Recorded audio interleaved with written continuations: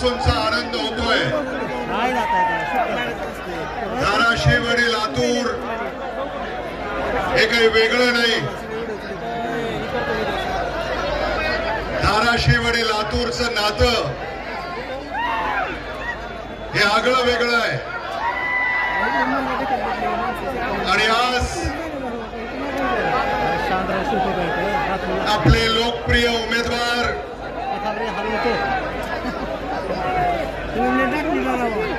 दबांगी ओमराजे निंबाळकर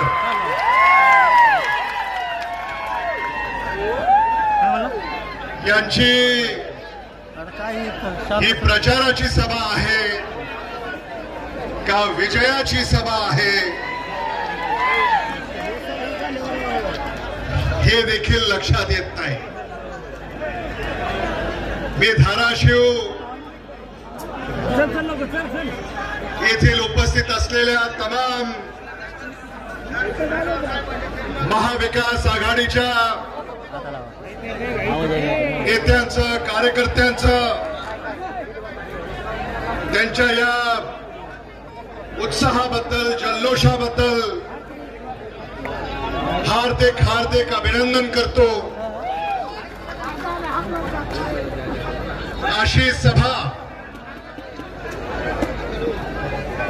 महाराष्ट्राचं लक्ष वेधणारी ही सभा महाराष्ट्राचं लक्ष वेधणारा आपला हा उमेदवार ओमराजे निंबाळकर यांच्या पाठीशी खंबीरपणे उभं राहण्यासाठी आपण सारे या ठिकाणी एकत्रित आलेले आहोत। महाराष्ट्राच्या या लोकसभेच्या निवडणुकीमध्ये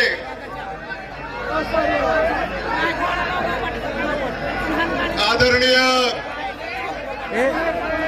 पवनराजे निंबाळकरजी आणि आदरणीय विलासराव देशमुख साहेब यांचं एक आगळं वेगळं नातं होतं। तेच नातं जपण्यासाठी आज मी मुद्दामून ओमराजे निंबाळकरांच्या उमेदवारीचा अर्ज दाखल करण्यासाठी या ठिकाणी उपस्थित राहिलेलो आहे।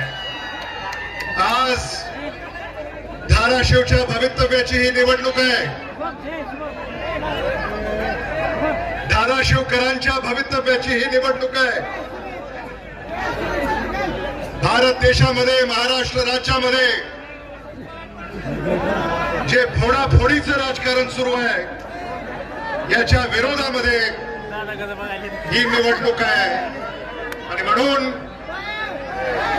भारत देशामध्ये महाराष्ट्रामध्ये आपल्याला एक नवी सुरुवात करायची आहे। या फोडाफोडीच्या राजकारणाचा वीट आलाय मतदारांना। आज मतदारांचे बेहाल झालेत। सत्ताधारी सत्तेमध्ये बेधुंद आहेत। सत्ताधाऱ्यांचं सामान्य माणसाकडे लक्ष नाहीये।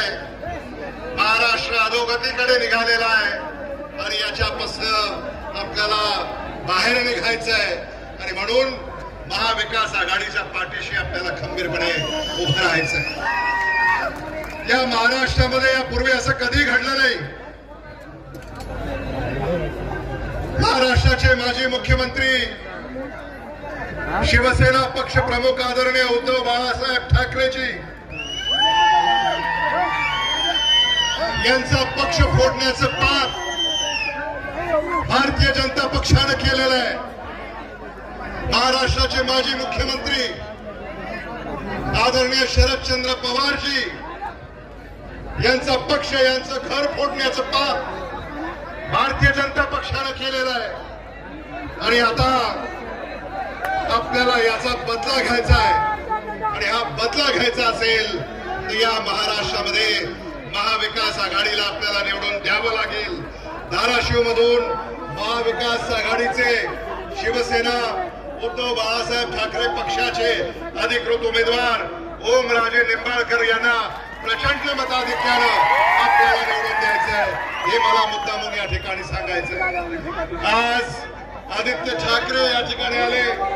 आज रोहित पवार या ठिकाणी आले, आज मी या ठिकाणी आलेलो आहे आणि एक नवी पिढी या महाराष्ट्राचं भवितव्य उज्ज्वल करण्यासाठी बाहेर निघालेली आहे आणि या नव्या पिढीच्या पाठीशी खंबीरपणे आपल्याला उभं राहायचंय. ओम राजे यांच्याकडनं आम्हाला खूप अपेक्षा आहेत. फक्त खासदार आपल्याला निवडून द्यायचा नाहीये, भारत सरकारचा उद्याचा मंत्री आपल्याला निवडून द्यायचा.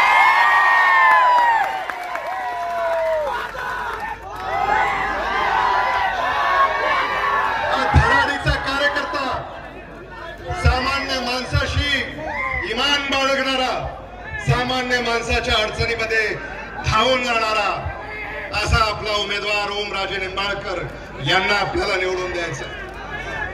शेतकऱ्याच्या शेतीमालाला कायद्यानं हमी भाव देण्यासाठी आपल्याला धाराशिव लोकसभा मतदारसंघामधून ओमराजे निंबाळकरांना निवडून द्यायचं आहे. सुशिक्षित बेकारांना मार्ग नाही, काही करायला मार्ग नाही. आणि भारतीय जनता पक्षानं असा एकही जिल्हा महाराष्ट्रामध्ये शिल्लक ठेवला नाही जिथं त्यांनी फोडाफोडी केली नाही. एकही जिल्हा नाही.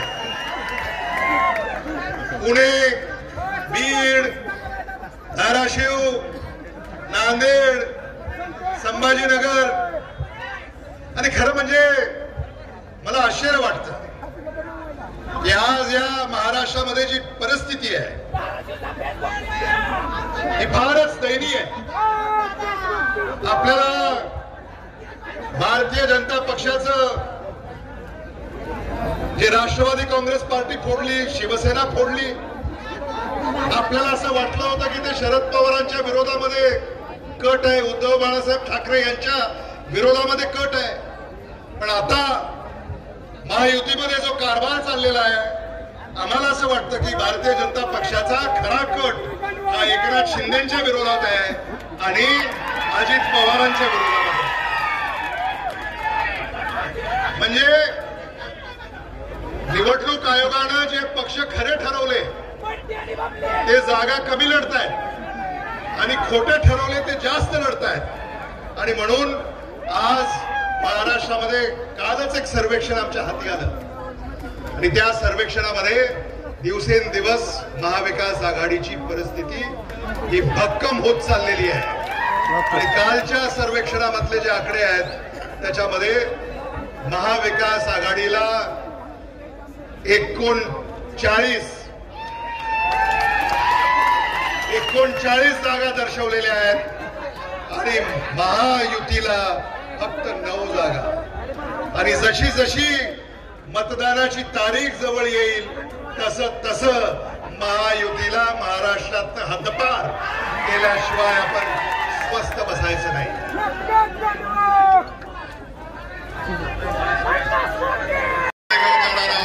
महाराष्ट्रामध्ये घेऊन जाणार आहोत आणि मी आपल्याला खात्रीनं सांगू इच्छितो की 4 जूनला मतदान याची मोजणी होईल.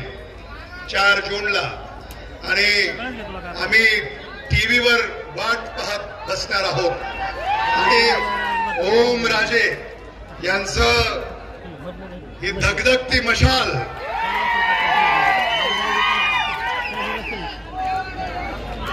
पेटती मशाल घेऊन हाती वाजूया विजयाची तुतारी. पेटती मशाल घेऊन हाती वाजूया विजयाची तुतारी. महाविकास आघाडीचा विजय असो. धन्यवाद. जय हिंद, जय महाराष्ट्र.